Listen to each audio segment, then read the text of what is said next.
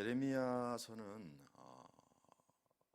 이제 다른 성경과 조금 다른 게 있다면, 물론 이제 예레미야 선지자를 통해서 남쪽 유다를 향한 하나님의 말씀이 맞습니다. 그런데 예레미야는 이제 1장부터 쭉 읽어 나가시면 되겠습니다만은, 이게 역사적, 이게 시간적으로 이게 쭉 1부터 10까지 이렇게 진행된 것이 아니고, 이 예언의 배경이 시간적으로 조금 왔다 갔다 하는 부분이 있습니다. 그러니까 이 유다의 왕들을 중심으로 해서 이제 모든 일들이 진행이 되거든요. 그리고 이제 성경 읽다 보면 이제 조금 이따 말씀드리겠습니다만은, 예레미야의 사역이 요시야 왕부터 시작하거든요. 요시야 왕 다음이 여호아하스, 그 다음에 여호야김, 그 다음에 여호야긴, 그리고 시드기야, 이렇게 왕이 되어 있습니다.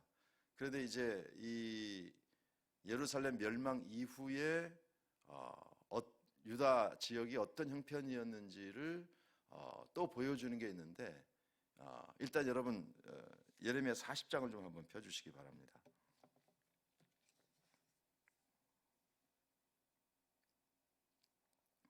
예레미야 40장, 예레미야 40장을 먼저 펴주시기를 바라고요.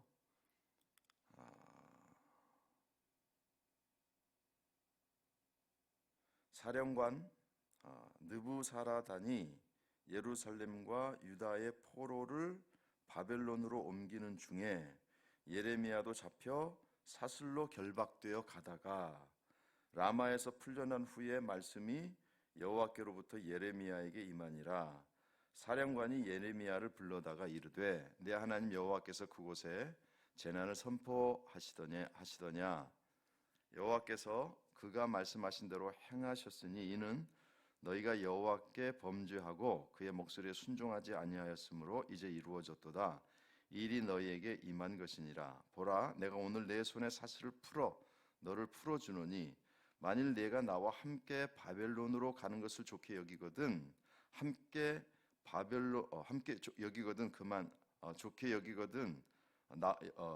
좋게 여기거든 가자. 내가 너를 선대하리라. 만일 나와 함께 바벨론으로 가서를 좋지 않게 여기거든 그만두라.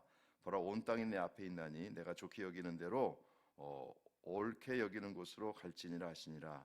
예레미야가 아직 돌이키기 전에 그가 다시 이르되 너는 바벨론의 왕이 유다 성읍들을 맞도록 세운 사반의 손자 아히감의 아들 그다랴에게로 돌아가서, 그다랴라고 하는 사람이 나오거든요. 그래서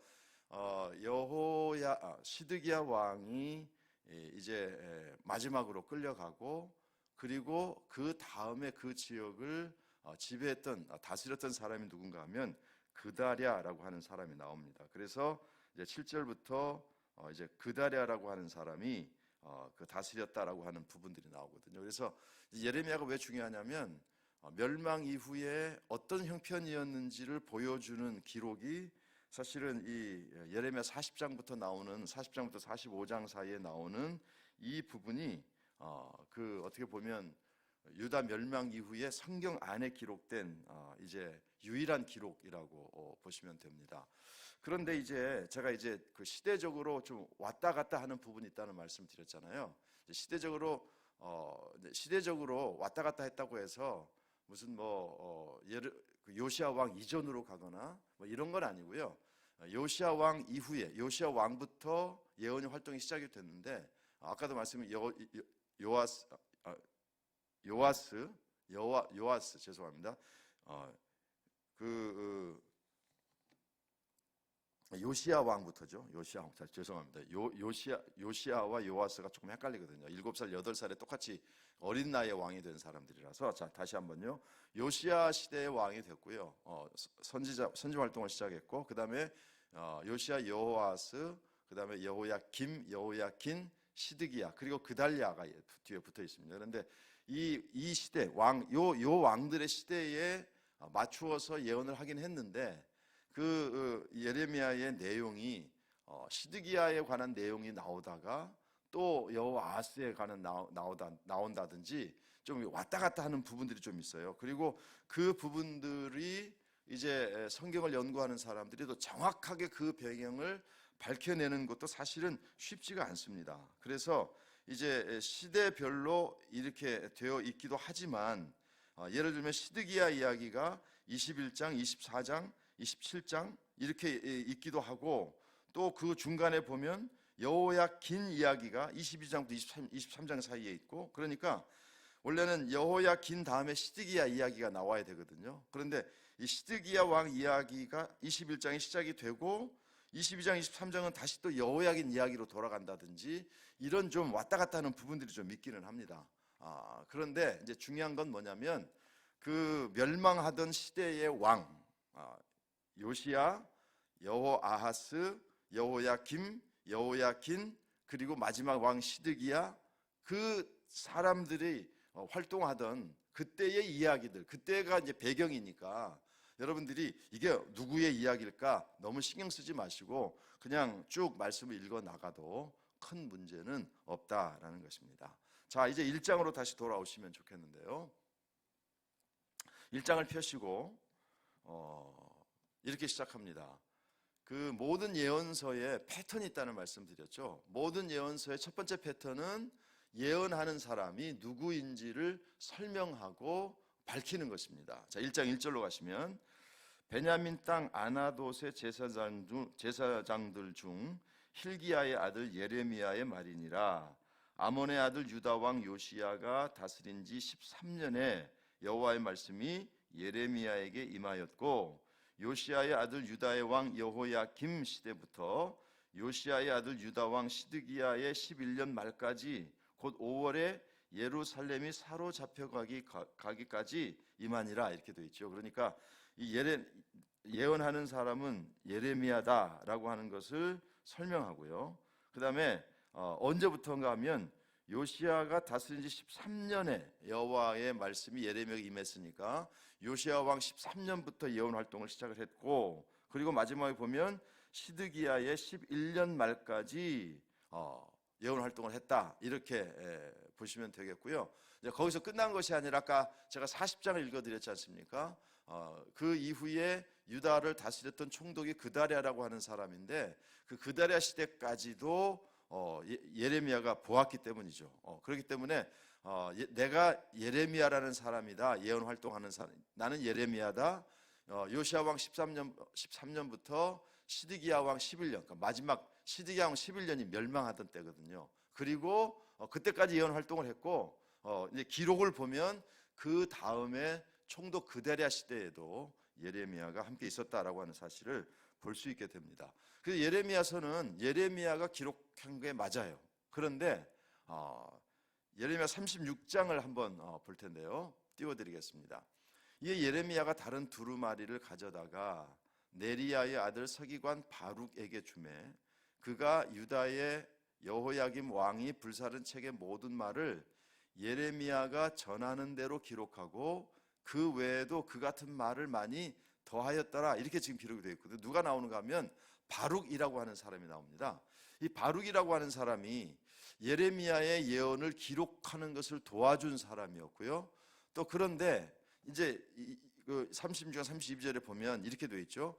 예레미야가 전하는 대로 기록하고 그 외에도 그 같은 말을 많이 더하였다, 이렇게 되어 있거든요. 그래서 이 부분을 가지고 성경학자들은 예레미야의 기록이 맞지만 아마도 바룩이라고 하는 사람이 예레미야 예언을 기록으로 남겨주거나 그런 과정 속에서 또 그 외에 그 같은 말을 더하였다라고 되어 있기 때문에 아마도 바룩이라고 하는 사람이 예레미야서의 어떤 부분들을 기록하는 데에 도움이 되지 않았을까라고 생각을 합니다.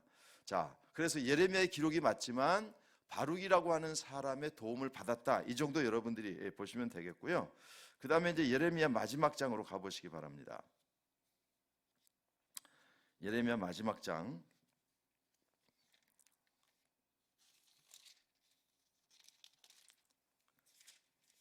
자, 예레미야 52장 31절.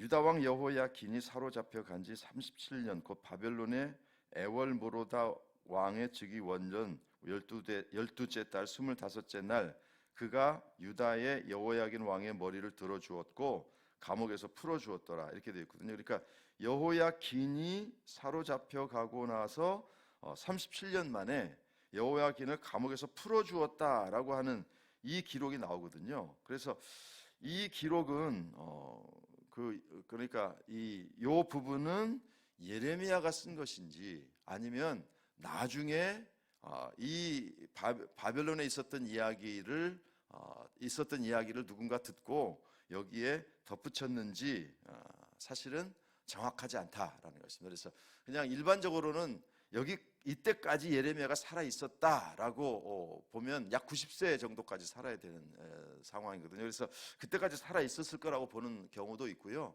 아니면 이 부분은 그 누군가가 예레미야의 기록에 덧붙였을 거라 이렇게 보는 것입니다. 그러니까 예레미야의 기록이 맞지만 바룩이라고 하는 사람의 도움을 받았다. 또 마지막 여호야킨 왕이 잡혀가고 나서 37년 후에 다시 그 나라에서 회복시켜 주었다라고 하는 기록은 누가 덧붙인 것이 아닐까라고 하는 생각이 있다. 이런 것들 정도만 여러분들이 아시면 좋겠습니다.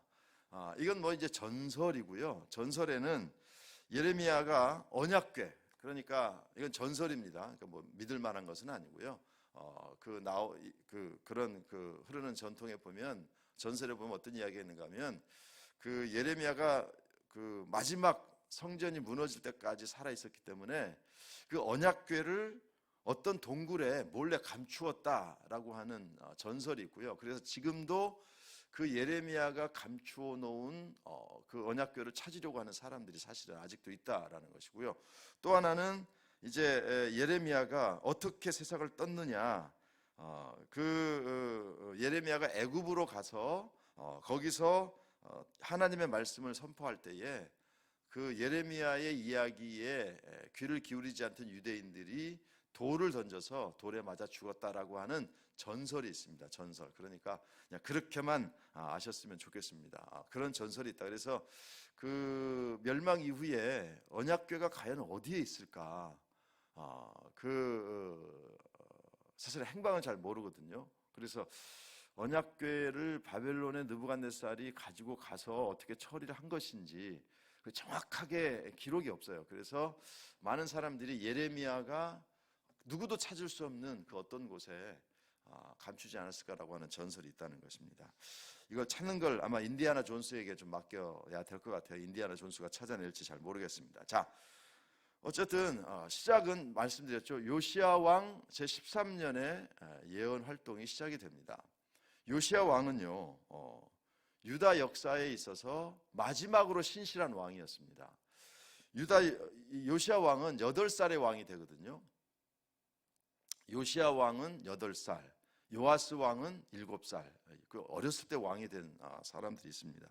이 요시야 왕은 8살의 왕이 되는데 굉장히 신실한 왕이었어요. 그래서 예루살렘에 있던 우상들을 다 무너뜨리고 깨뜨리고 예루살렘을 거룩하게 회복하고요. 그 다음에 그 예루살렘 성전이 그 엉망이 돼 있던 것을 다시 보수 공사를 합니다. 리모델링 공사를 하다가 거기서 율법책을 발견을 하고요. 그 율법책을 읽으면서 요시야가 정말 옷을 찢으면서 회개하고 그 말씀대로 우리가 돌아가야 된다. 그런 그 영적 성결 운동을 일으킨 사람이었고요. 그러면서 그동안 중단되었던 유월절을 지키는 그 믿음의 놀라운 일들을 강조합니다. 그래서 요시야 왕 시대에 이제 하나님께서 예레미야를 들어서 예언 활동을 시작하는데, 요시야 왕만 놓고 보면 어떻게 보면 예언자가 필요 없는 상황이에요. 왜냐하면 요시야 왕이 굉장히 신실한 왕이었기 때문이거든요. 그런데 하나님께서 요시야 왕 이후에 여호아하스, 여호야김, 여호야긴, 그리고 시드기야 왕까지 마지막 4명의 왕은 완전히 영적으로 무너진 그런 사람들이거든요. 그래서 하나님께서 아직도 신실하게 정말 거룩한 성결의 운동이 일어나고 있을 때에 이 운동이 계속 지속될 수 있도록 예레미야 선지자를 통해서 하나님의 말씀을 전하게 됩니다. 그 하나님의 말씀을 전하게 되는데, 그 하나님의 말씀을 전했던 이유가 뭐냐면 요시야 왕 이후에 여호아하스, 여호야김, 여호야긴 시대의 시기야. 이때에 정말 영적으로 무너지는 것을 막기 위함이었고요. 그래서 하나님의 말씀을 선포하는 그런 그 사람으로 하나님께서 예레미야를 선택하셨다라고 보시면 됩니다. 자, 1장 4절로부터 좀 보겠습니다. 1장 4절. 여호와의 말씀이 내게 임하니라 이르시되, 이제 예레미야가 하나님의 말씀을 받는 장면이죠. 내가 너를 모태에 짓기 전에 너를 알았고 내가 배에서 나오기 전에 너를 성별하였고 너를 여러 나라의 선지자로 세우노라 하시기로 내가 이르되 슬프도소이다. 주 여호와여 보소서, 나는 아이라 말할 줄을 알지 못하나이다 하니 여호와께서 내게 이르시되 너는 아이라 말하지 말고 내가 너를 누구에게 보내든지 너는 가며 내가 내게 무엇을 명령하든지 너는 말할지니라. 너는 그들 때문에 두려워하지 말라. 내가 너와 함께하여 너를 구원하리라. 나 여호와의 말이니라 하시고 여호와께서 그의 손을 내밀어 내 입에 대시며 여호와께서 내게 이르시되 보라, 내가 내 말을 내 입에 두었노라.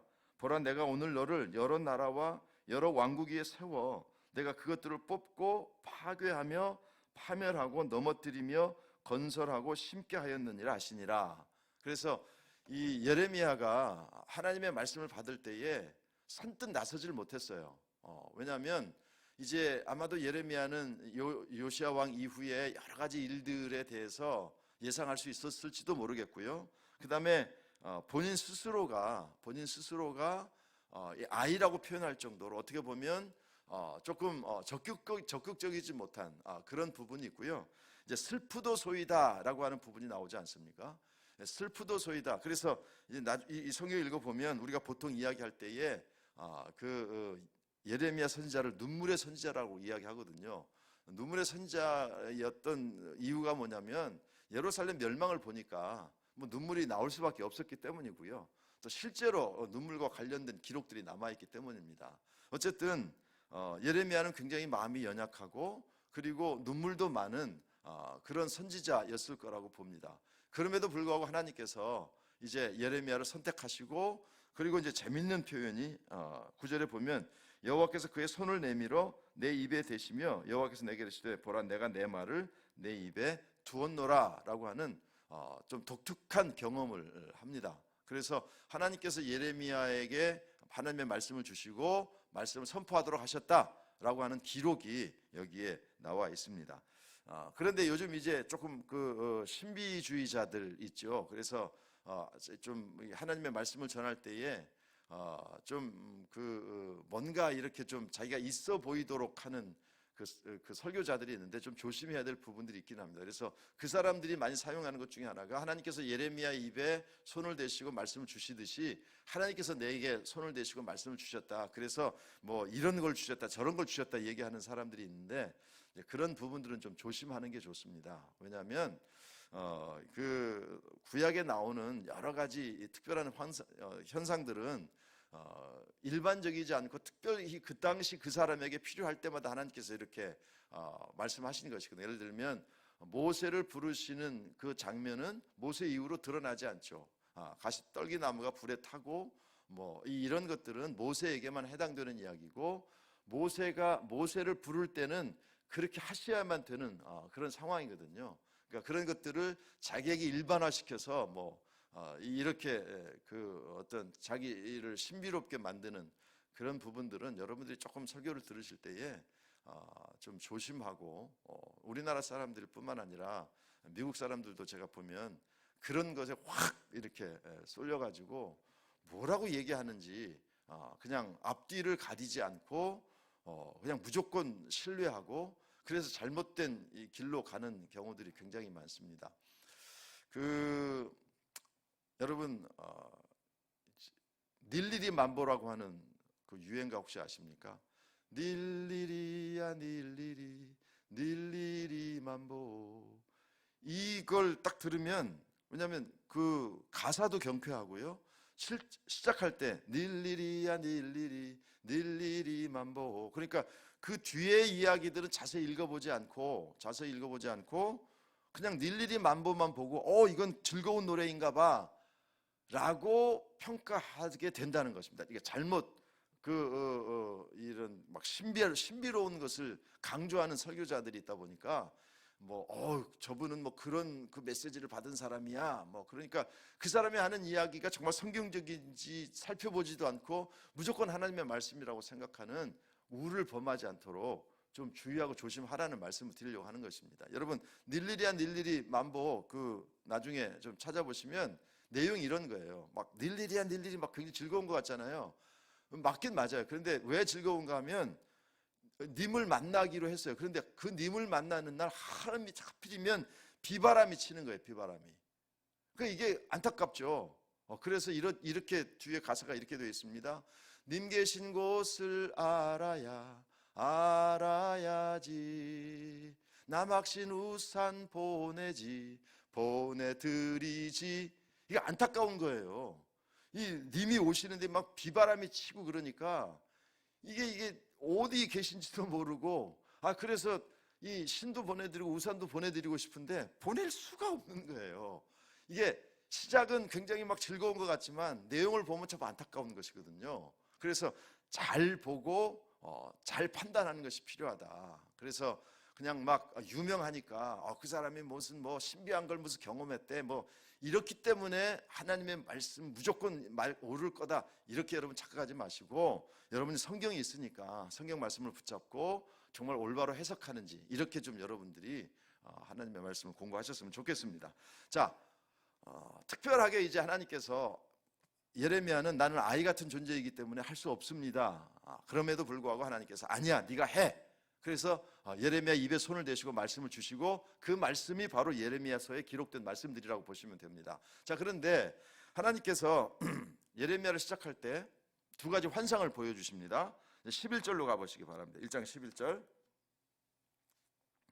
1장 11절. 두 개의 환상을 먼저 하나님께서 보여주시는데요. 여호와의 말씀이 내게 임하니라. 이르시되 예레미야 내가 무엇을 보느냐 하시면 내가 대답하되 내가 살구나무 가지를 보나이다. 여호와께서 내게 이르시되 내가 잘 보았도다. 이는 내가 내 말을 지켜 그대로 이루려 함이니라 하시니라 이렇게 말씀하고 있거든요. 살구나무를 보여주시는데 이 살구나무는 우리가 생각하고 있는 살구나무가 아니고 아몬드 나무라고 하고요. 그런데 왜 갑자기 하나님께서 살구나무를 보여주셨을까? 이 살구나무라고 하는 단어와 지켜라고 하는 단어가 사실은 그 음이 비슷합니다. 음이 비슷해요. 그래서 그 살구나무가 샤케드라고 하는 발음이라고 한다면 지켜라고 하는 단어는 샤카드 또는 쇼케드 이렇게 되어 있기 때문에 그러니까 살구나무를 보느냐? 이때 유대인들은 그 살구나무라고 하는 음가가 하나님께서 내가 말씀을 지킨다라고 하는 지킨다와 음가가 같기 때문에 예레미야는 이해가 됐을 거예요. 그래서 예레미야 하나님께서 살구나무에 대해서 설명을 하질 않으시죠. 살구나무를 보느냐? 내가 살구나무가 보입니다. 그랬더니 살구나무의 음이 내가 선포하는 말씀을 내가 꼭 지킬 거야라고 하는 이 지킨다라고 하는 단어의 음가와 음이 비슷하기 때문에 예레미야는 하나님께서 여기 나를 통해서 선포하신 모든 말씀들을 반드시 지킨다는 뜻이로구나. 그래서 보여주신 것이 살구나무이고요. 두 번째는 13절로 가시면 여호와의 말씀이 다시 내게 임하니라. 이르시되 내가 무엇을 보느냐 대답하되 끓는 가마를 보나이다. 그 윗면이 북에서부터 기울어졌나이다. 이렇게 나오거든요. 그래서 끓는 가마가 북쪽에서 기울어졌다라고 하는 것은요, 이 끓는 가마는 누구를 이야기하는가 하면 바로 바벨론을 이야기합니다. 원래 바벨론, 그러니까 이스라엘을 놓고 보면 애굽의 영향을 받았고요. 애굽의 영향을 받았지만 애굽은 어느 나라에 의해서 세력이 약화되는가 하면 아수르라고 하는 나라에 의해서 세력이 약화돼요. 그래서 이 아수르라고 하는 나라 때문에 사실 요시야 왕도 결국은 죽음을 당하게 됩니다. 그 전투 와중에서. 그런데 그 아수르라고 하는 나라가 여러분 잘 아시는 대로 북쪽 이스라엘을 멸망시켰던 굉장히 어떻게 보면 흉폭한 민족들이거든요. 그런데 그 아수르 민족을 무너뜨린 사람이 또 바벨론 족속이에요. 그러니까 이 예루살렘 이스라엘 사람들이 얼마나 힘든 시기를 보냈는가 하면 애굽, 아수르, 바벨론 이런 열강들의 중간에 이렇게 끼어 있기 때문에 굉장히 고통스러웠고요. 그런데 이제 그 예레미야에게 보내주신 끓는 가마가 북쪽에서 기울어져서 끓는 물이 이제 흘러내리는 이 환상의 모습은 누구를 가리키는 것이냐면 바로 남쪽 유다를 멸망시키는 바벨론을 이야기한다. 그리고 이미 하나님의 심판이 시작되었다. 끓는 가마가 기울어져서 흐르고 있기 때문에 하나님의 심판이 시작되었다라고 하는 이 두 개의 환상을 하나님께서 보여주시면서 예언 활동을 시작하도록 하십니다. 예레미야는 여러분 이제 그 예레미야의 내용은 여러분들이 꼭 반드시 읽어보셔야 됩니다. 반드시 읽어보셔야 되고요. 그 예레미야는 제가 눈물의 선지자라는 말씀 드렸지 않습니까? 자, 예레미야 9장 1절 말씀을 제가 볼 텐데요. 어찌하여 내 머리는 물이 되고 내 눈은 눈물 근원이 될고 죽임을 당한 딸 내 백성을 위하여 주야로 울리로다. 그래서 저는 선지자들 중에 예레미야 선지자가 상당히 좀 가깝게 느껴져요. 왜냐하면 제가 얼굴 용자에 그 비웃자지 않습니까? 그 제가 옛날부터 잘 울었어요. 잘 울어서 저희 아버님한테 야단을 정말 많이 맞았거든요. 어쨌든 예레미야가 굉장히 눈물이 많은 사람입니다. 그 다음에 예레미야 애가 역시 예레미야가 기록한 것인데요. 밤에는 슬피 우니 눈물이 뺨에 흐름이요 사랑하는 자들 중에 그에게 위로하는 자가 없고 친구들도 다 배반하여 원수들이 되었도다. 예레미야 1장 16절 이로 말미암아 내가 우니 내 눈에 눈물이 물같이 흘러내리며 나를 위로하여 내 생명을 회복시켜 줄 자가 멀리 떠났음이로다. 원수들이 이김에 내 자녀들이 외롭도다. 예레미야 애가 2장 11절에 보면 내 눈이 눈물에 상하며 내 창자가 끊어지며 내 간이 땅에 쏟아졌으니 이는 딸 내 백성이 패망하여 어린 자녀와 젖 먹는 아이들이 성읍 길거리에 기절함이로다. 그 다음에 예레미야 애가 3장 48절 49절에 보면 딸 내 백성의 파멸로 말미암아 내 눈에는 눈물이 시내처럼 흐르도다. 내 눈에 흐르는 눈물이 그치지 아니하고 쉬지 아니하며 이렇게 되어 있습니다. 그래서 예레미야는 정말 그 나라가 멸망하는 것을 또 성전이 무너진 것을 보면서 너무 고통스러웠고 그래서 마치 눈물이 그냥 시내처럼 흐른다라고 할 정도로 정말 고통스럽게 그 모든 것들을 지켜보았던 그래서 예레미야는 눈물의 선지자라고 이야기하는 것이죠. 또 예레미야는 예언 활동을 하면서 참 그 육체적으로도 많은 고난을 당했습니다. 육체적으로 많은 고난을 당했는데요. 예레미야 20장 말씀을 보시면 임멜의 아들 제사장 바수홀은 여호와의 성전의 총감독이라 그가 예레미야의 이 일 예언함을 들은지라 이에 바수홀이 선지자 예레미야를 때리고 여호와의 성전에 있는 베냐민 문 위층에 목에 씌우는 나무 고랑으로 채워두었다 이런 이야기 나거든요. 그러니까 여기 보시면 그 당시에 이제 바솔이라고 하는 사람이 성전을 이렇게 감독하고 있었던 사람인데 이제 그 멸망에 관한 예언, 하나님의 심판에 관한 예언을 하니까 예레미야를 때려요. 그리고 목에다가 목에 고랑으로 그 채워놓는 이런 고통을 당합니다. 예레미야 32장 2절에 보면 그때 바벨론 군대는 예루살렘을 에워싸고 선지자 예레미야는 유다의 왕의 궁중에 있는 시위대 뜰에 갇혔으니 그러니까 이 하나님의 말씀을 자꾸 선포하고 멸망을 이야기하니까 이렇게 갇혀요. 그 다음에 보면 37장에 보면 예레미야가 이르되 거짓이다 나는 갈대아인에게 항복하러 하지 아니하노라. 이리야가 듣지 아니하고 예레미야를 잡아 고관들에게 끌어가매 고관들이 노여워하여 예레미야를 때려서 서기관 요나단의 집에 가두었으니 이는 그들이 이 집을 옥으로 삼았음이더라. 예레미야가 뚜껑 씌운 웅덩이에 들어간 지 여러 날 만에 여기 보시면 또 예레미야를 때리고 그 다음에 서기관 요나단 집을 감옥으로 삼았는데 거기에 이제 뚜껑 씌운 웅덩이에 거기에 여러 날 동안 또 가두게 됩니다. 이런 고통을 당하고요. 또 그 다음에 보면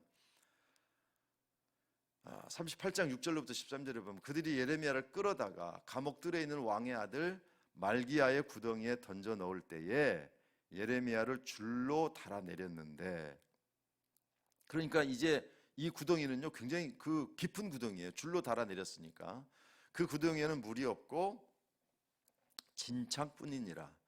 예레미야가 진창 속에 빠졌더라. 여러분 잘 생각해 보시죠. 얼마나 그 고통스러운 상황인지. 왕궁 내시 구수인 에벤멜렉이 그들이 예레미야를 구덩이에 던져 넣었음을 들으니라. 그때 왕이 베냐민 문에 앉았더니 에벤멜렉이 왕궁에서 나와 왕께 아우레어 이르되 내 주 왕이여 저 사람들이 선지자 예레미야에게 행한 모든 일을 악하나이다. 성중에 떡이 떨어졌거늘 그들이 그를 구덩이에 던져 넣었으니 그가 거기에서 굶어 죽으리이다 하니 왕이 구스 사람 에벨멜렉에게 명령하이르되 너는 여기서 30명을 데리고 가서 선지자 예레미야가 죽기 전에 그를 구덩이에서 끌어내라. 에벨멜렉이 사람들을 데리고 왕궁 곳간 및 방에 들어가서 거기에서 헝겊과 낡은 옷을 가져다가 그것을 구덩이에 있는 예레미야에게로 밧줄로 내리며 구스인 에벤멜렉이 예레미야에게 이르되 당신은 이 헝겊과 낡은 옷을 당신의 겨드랑이에 대고 줄을 그 아래에 대시오. 예레미야가 그대로 하매 그들이 줄로 예레미야를 구덩이에서 끌어낸지라. 예레미야가 시위대 뜰에 머무니라. 자 보시면 굉장히 그 어려움을 많이 당해요. 그러니까 이게 참 예레미야가 예언 활동을 하고 하나님의 말씀을 전하는 거예요. 그러니까 그 예레미야가 처음 시작할 때 나는 아이입니다. 나는 하기가 어려워요 라고 했던 이유가 아마도 이런 것들을 예상했기 때문이 아닐까 생각이 듭니다. 그래서 여러 번 얻어맞고요. 그 다음에 막 목에다가 뭘 이렇게 나무를 걸어서 가둬놓고요. 또 때리고 가두고 또 진창 속에 구덩이에 집어넣고 뭐 이런 그 고통을 굉장히 당합니다. 그럼에도 불구하고 결국은 예레미야가 하나님의 말씀을 계속해서 선포하죠. 어떻게 보면 눈물이 많은 선지자였지만 동시에 고난 속에서도 하나님의 말씀을 끝까지 선포했던 바로 그 선지자가 예레미야 선지자라고 하는 것이 바로 예레미야의 모습입니다. 자, 그런데요, 제가 이런 말씀드렸죠. 그 예언서의 패턴 중에 하나가 뭐냐면 첫 번째는 내가 누구냐라고 하는 것을 밝히는 것이고요. 그 다음에는 왜 심판을 받아야 되는지 심판의 내용들과 그 다음에 그러니까 그 죄악의 내용들과 어떻게 심판하실 것인지를 말씀하시고, 그 다음에 예언서의 특징 중에 하나가 뭐냐면 거의 모든 예언서의 마지막에는, 마지막이 아니더라도 내용 중에는 뭐가 들어있는가 하면 회복이 들어있다는 것입니다. 그래서 제가 예언서가 막 심판을 이야기하지 않습니까? 그런데 자세히 보면 심판을 이야기하는 것이 아니라 회복시키려고 하는 하나님의 마음을 보여주셔요. 그러니까 심판 다음에 반드시 회복의 메시지가 따라옵니다. 그러니까 하나님의 마음은 막 심판하고 멸망시키고 이런 것들이 아니라 그렇게 할 수밖에 없는 하나님의 마음, 그렇게 해서라도 영적으로 회복시키려고 하는 하나님의 마음을 예언서를 통해서 하나님께서 보여주시는 것이죠. 그래서 이사야서 역시 1장부터 39장까지는 굉장한 그 심판의 메시지가 있지만 40장부터 내 백성을 위로하라, 위로하라, 위로하라고 말씀하시면서 회복의 메시지를 주시거든요. 예레미야서도 마찬가지입니다. 결국은 멸망하게 되지만 그 예레미야서의 중간에 보면 하나님의 회복을 예언하십니다. 그게 이제 30장부터 33장에 나오는데 30장부터 33장 사이에 모든 것들을 다 읽을 수는 없지만 하나님께서 어떻게 회복시키실지를 이렇게 말씀하셔요. 예레미야 30장 3절에 보면 여호와의 말씀이니라. 보라, 내가 내 백성 이스라엘과 유다의 포로를 돌아오게 할 날이 오리니 내가 그들을 그 조상들에게 준 땅으로 돌아오게 할 것이니 그들이 그 땅을 차지하리라. 여호와께서 말씀하시니라. 이렇게 말씀하시잖아요. 그러니까 뭐라고 말씀하시는가 하면 포로로 잡혀가겠지만 아직 이게 이제 이스라엘 유다 백성들은 이게 포로인지 뭔지 지금 앞뒤를 분간하지 못하는 것이죠. 왜냐하면 이스라엘 사람들이 믿었던 게 하나 뭐냐면 하나님께서 성전만큼은 지켜주신다. 성전을 건드리면 다 죽는다. 이런 생각이 있었거든요. 그런데 성전까지 멸망되고 포로로 잡혀갈 거라고 하는 사실을 상상도 못했죠. 그런데 그런 일들이 일어날 것입니다. 그런데 하나님께서 뭐라고 말씀하시는가 하면 유다의 포로를 돌아오게 할 날이 온다라고 하나님께서 말씀하시고, 돌아왔을 때에 예루살렘은 어떻게 될 것인가 33장 6절로부터 11절에 이렇게 말씀하십니다. 그러나 보라, 내가 이 성읍을 치료하며 고쳐 낫게 하고 평안과 진실이 풍성함을 그들에게 나타낼 것이며, 내가 유다의 포로와 이스라엘의 포로를 돌아오게 하여 그들을 처음과 같이 세울 것이며, 내가 그들을 내게 범한 그 모든 죄악에서 정하게 하며 그들이 내게 범하며 행한 모든 죄악을 사할 것이라. 이 성읍이 세계 열방 앞에서 나의 기쁜 이름이 될 것이며 찬송과 영광이 될 것이요, 그들은 내가 이 백성에게 베푼 모든 복을 들을 것이요, 내가 이 성읍에 베푼 모든 복과 모든 평안으로 말미암아 두려워하며 떨리라. 여호와께서 이와 같이 말씀하시니라. 너희가 가리켜 말하기를 황폐하여 사람도 없고 짐승도 없다 하던 여기 곧 황폐하여 사람도 없고 주민도 없고 짐승도 없던 유다 성읍들과 예루살렘 거리에서, 그 다음에요, 즐거워하는 소리, 기뻐하는 소리, 신랑의 소리, 신부의 소리와 및 만군의 여호와께 감사하라, 여호와는 선하시니 그 인자하심이 영원하다 하는 소리와 여호와의 성전에 감사제를 드리는 자들의 소리가 다시 들리리니 이는 내가 이 땅에 포로를 돌려보내어 지난 날처럼 되게 할 것임이니라. 여호와의 말씀이니라. 이게 이제 하나님의 마음이에요. 그러니까 심판하실 수밖에 없어요. 뭐 말을 듣질 않으니까.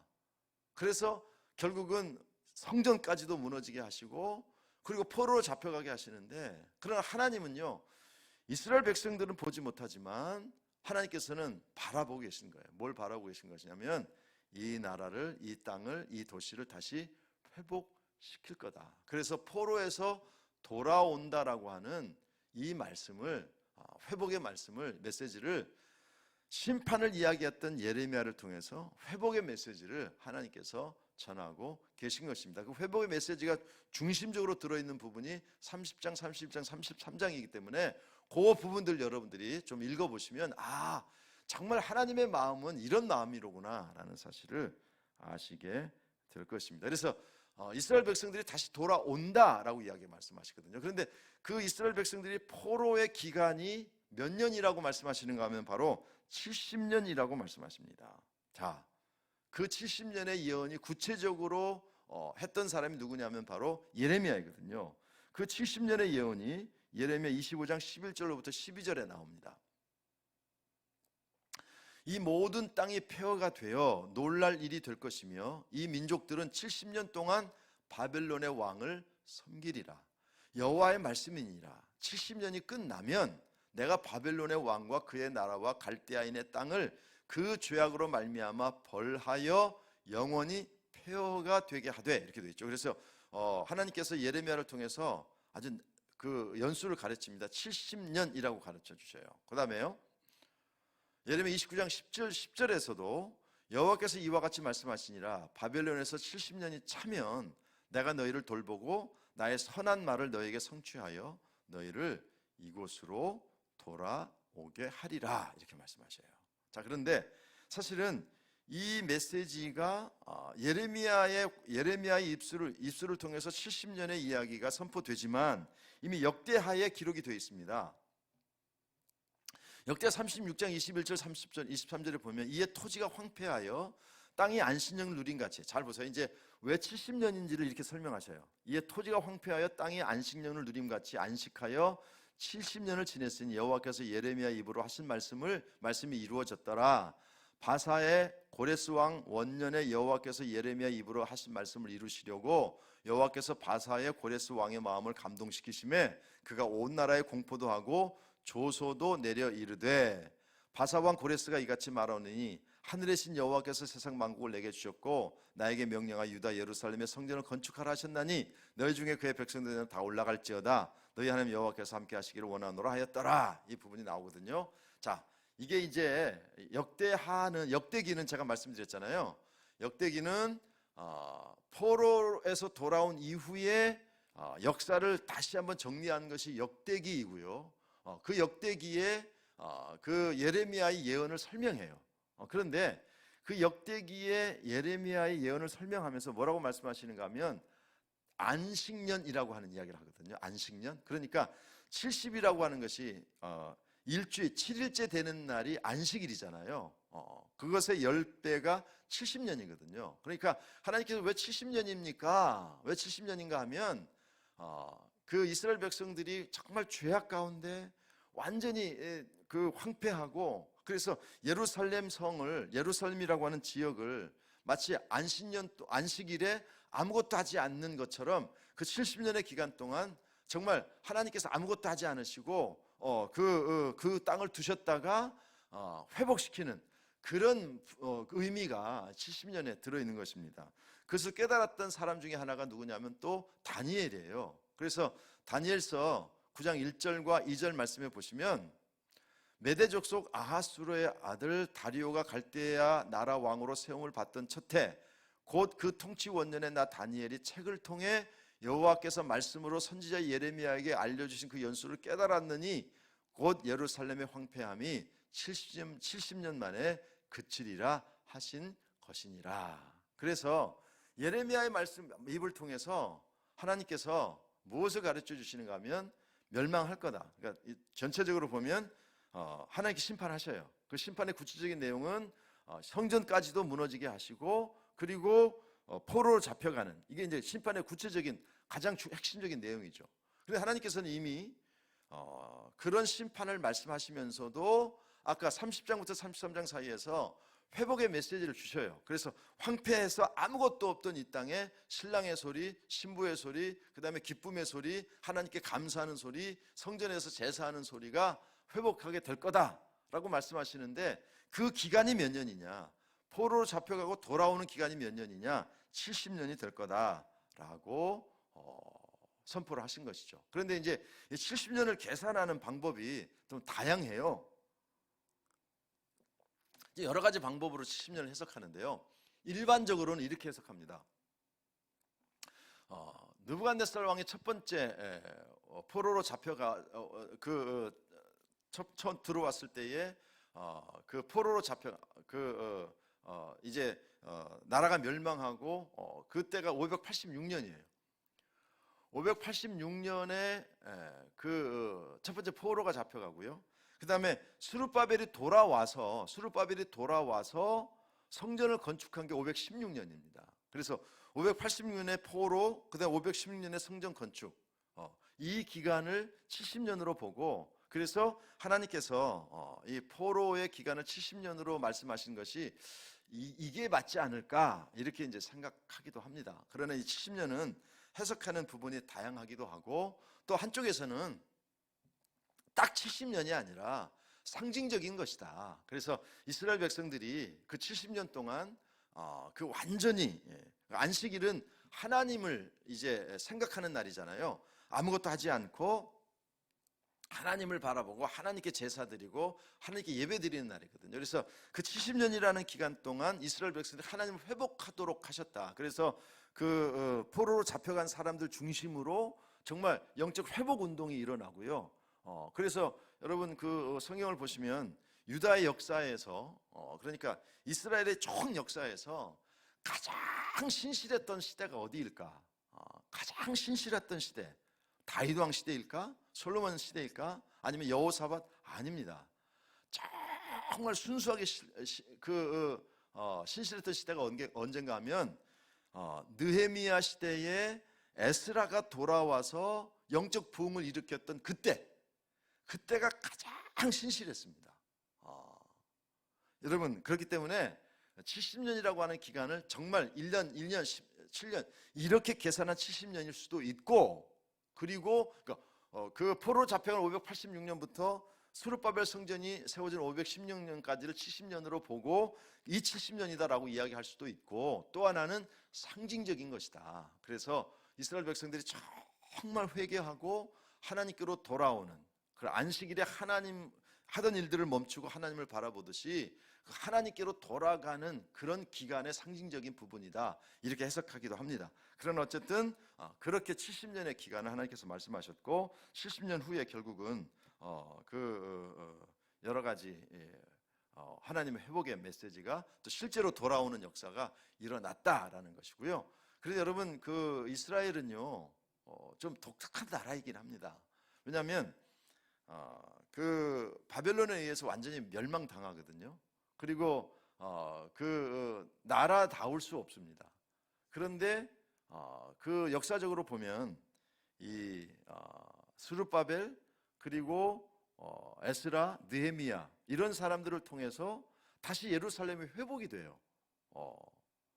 그러나 이 예루살렘, 이 남쪽 유다 역시 결국 AD 70년에 가면 로마에 의해서 또 완전히 또 멸망당하거든요. 이게 참 그 이해하기 어려워요. 그리고 이제 완전히 멸망되었음에도 불구하고 이게 정말 이해할 수 없는 게요. 그러니까 이 시드기야 왕으로 말미암아 멸망을 당하고 나서 70년이 지난 다음에 다시 사람들이 돌아와서 또 나라를 세워요.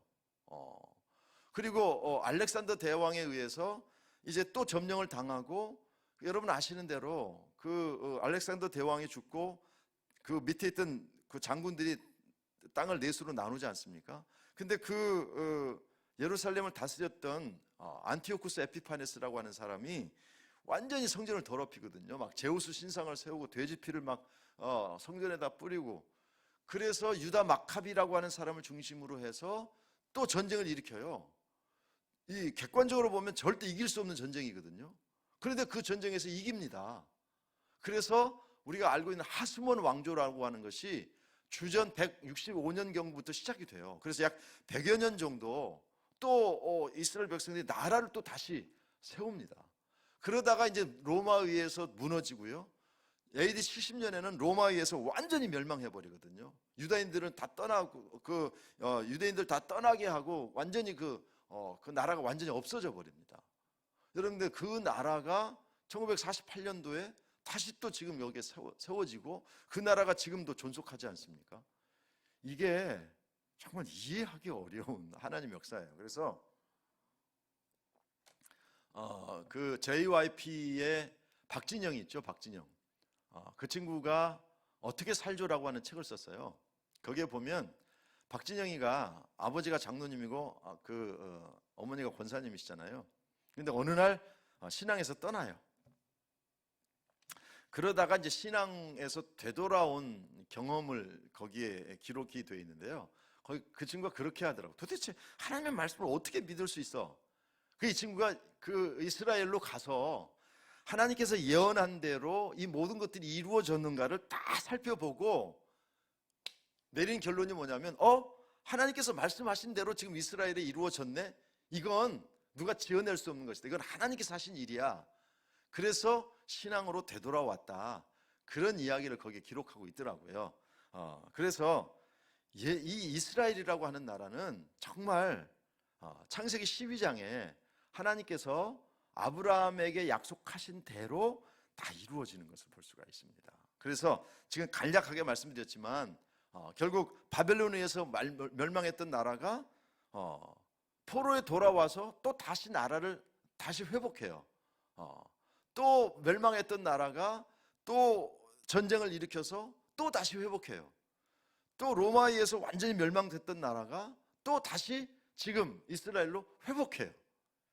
여러분 이해할 수 없는 이 역사에, 전 세계 역사에 이런 민족이 없습니다. 그래서 하나님께서 말씀하신 회복의 역사, 하나님의 말씀하신 약속의 역사가 이루어지고 있다는 사실을 여러분들이 아셨으면 좋겠습니다. 사실 예레미야는 많은 어려움을 겪었습니다. 여러분 예레미야를 읽으면서 정말 놓치지 말아야 될 부분이 있어요. 그게 어디냐면 바로 예레미야 20장입니다. 이제 예레미야 20장을 보고 오늘 예레미야서를 마무리하도록 하겠습니다.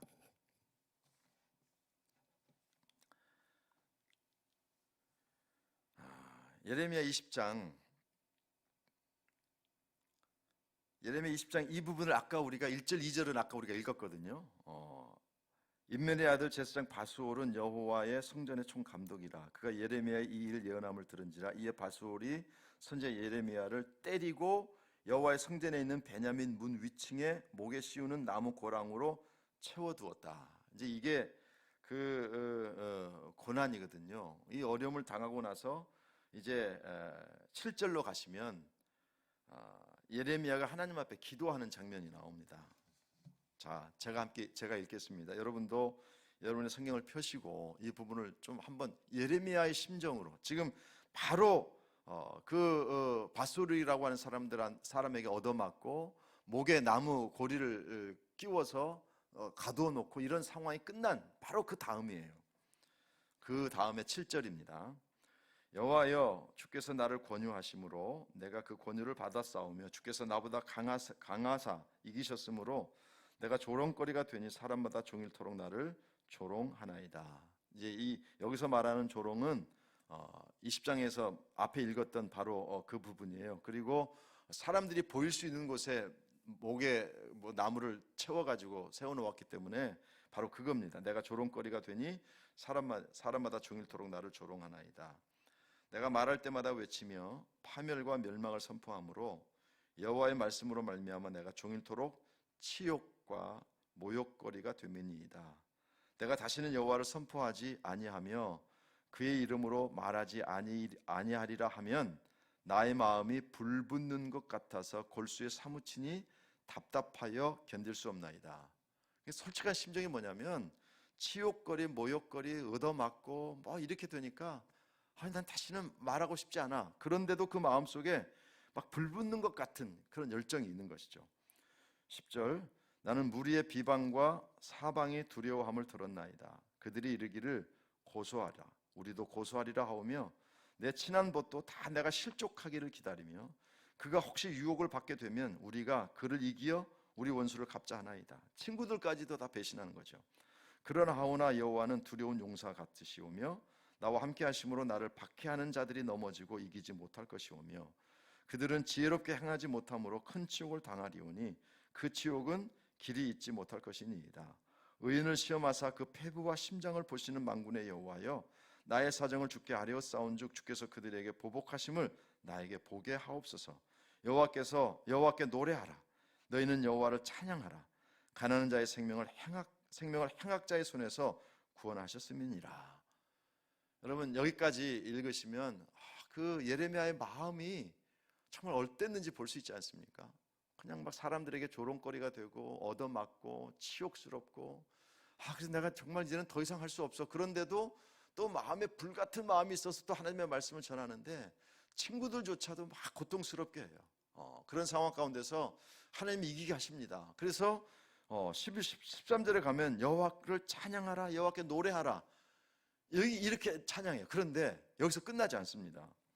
14절이 되면 갑자기 이런 얘기를 합니다. 내 생일이 저주를 받았다면, 나의 어머니가 나를 낳던 날이 복이 없었다면, 나의 아버지에게 소식을 전하여 이르되 당신이 등남하였다 하여 아버지를 즐겁게 하던 자가 저주를 받았다면, 그 사람 여호와께서 무너뜨리고 후회하지 아니하신 성읍같이 되었다면, 그가 아침에는 부르짖는 소리, 낮에는 떠드는 소리를 듣게 하였다면 좋을 뻔하였으니 이는 그가 나를 태에서 죽이지 아니하셨으며 나의 어머니를 내 무덤이 되지 않게 하셨으며 그의 배가 부른 채로 항상 잊지 않게 하신 까닭이로다. 어찌하여 내가 태에서 나와서 고생과 슬픔을 보며 나의 나를 부끄러움으로 보내는고 하니라. 이게 이제 그 영어 성경에 보면 14절에도 cursed, 15절에도 cursed 이렇게 돼요. 그냥 차라리 내가 그냥 저주를 받았더라면. 여러분 이게 지금 이 20장 7절로부터 마지막 절까지 지금 예레미야의 마음을 보이세요? 그냥 사람들한테 조롱당하고 얻어맞으니까 너무 고통스러운 거예요. 그래서 내가 하지 말아야지. 또 마음속에는 막 불같은 마음이 막 일어나서 또 그래 하나님의 말씀을 전해요. 그러다가 또 어려움을 당하니까 막 고통스러워하다가 또 하나님을 찬양하라, 하나님 노래하라, 하나님께서 이기게 하셨다 이렇게 하다가도 또 갑자기 차라리 내가 태어나지 않았더라면, 내가 차라리 저주를 받았더라면, 이런 마음으로 오락가락해요. 여러분 이런 마음이 사실은 예레미야의 진짜 마음이에요. 저는 20장 이 부분을 읽으면서 사실 우리의 모습이 이런 모습이 아닌가요? 말씀대로 막 살려고 했다가 때로는 또 넘어지고 또 부정적인 것으로 떨어졌다가 오락가락하는 이 예레미야의 모습이, 제가 이제 예레미야를 좋아하는 게 뭐 눈물의 선지자라기보다는 정말 이 연약한 부분이 보이거든요. 차라리 내가 태어나지 않았더라면 얼마나 좋았을까. 그런데요, 그것으로 끝나지 않아요. 그러니까 예를 들면 왜 내가 태어났으면 좋았을까? 이걸로 끝나잖아요. 21장에 가면 여호와께로부터 예레미야에게 말씀이 임하니라. 시드기야 왕이 말기야의 아들 바솔과 제사장 미아세야의 아들 스바냐를 예레미야에게 보내니라. 그러니까 내가 차라리 태어나지 않았으면, 그렇게 이야기하는데 또 하나님께서 말씀하시니까 또 다시 일어나서 또 시드기야 왕 앞에 가서 또 말씀을 전하는 이 예레미야의 모습을 여러분들이 좀 보실 수 있으면 좋겠습니다. 그래서 저는 예레미야의 사실은 많은 내용들이 나오죠. 굉장히 그 많은 내용들이 이제 나와요. 예를 들면 23장에는 우리가 보통 이야기하는 메시아 예언도 23장에 나옵니다. 그래서 23장 5절에 보시면 여호와의 말씀이니라 보라 때가 이르리니 내가 다윗의 한 의로운 가지를 일으킬 것이다 라고 이야기하면서 다윗의 한 가지, 예수 그리스도께서 이 땅에 오실 것을 예언하시는 메시아 예언도 있어요. 그래서 예레미야서를 여러분들이 다 읽어보시는 게 좋은데, 제가 예레미야 20장 이 부분을 말씀드리는 이유가 뭐냐면 20장과 21장을 함께 읽어보시면 20장에서는 얻어맞고 감옥에 갇힙니다. 나무에 막 그냥 고리를 걸어가지고 고통스럽게, 또 사람들이 볼 수 있는 곳에 두었기 때문에 막 조롱해요.